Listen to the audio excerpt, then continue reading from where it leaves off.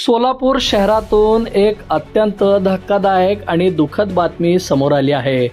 मध्यरात्रीच्या वेळी झालेल्या भीषण अपघातात 3 तरुण मित्रांचा जागीच मृत्यू झाला आहे। ही घटना 16 फेब्रुवारी रोजी पहाटे 4 वाजण्याच्या सुमारास घडली। रूपा भवानी मंदिराजवळील सिद्धेश्वर वुमन्स पॉलिटेक्निक कॉलेज समोरून बर्गमॅन स्कूटर क्रमांक MH13ER 0627 वरून 3 मित्र जात असताना अज्ञात वाहनाने त्यांना मागून जोरदार धडक दिली। अपघात इतका भीषण होता की तिन्ही युवक जागेवरच पडले आणि त्यांची दुचाकी काही अंतरावर फेकली गेली।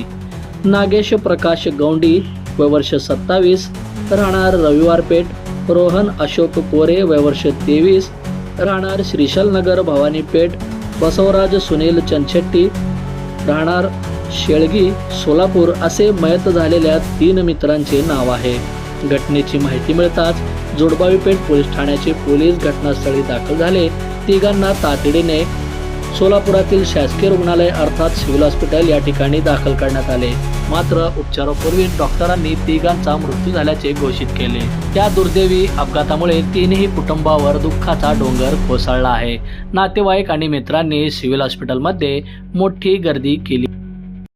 बंधुप्रेम न्यूज चॅनलला लाईक, सबस्क्राईब व बेल आयकॉन दाबायला विसरू नका। धन्यवाद।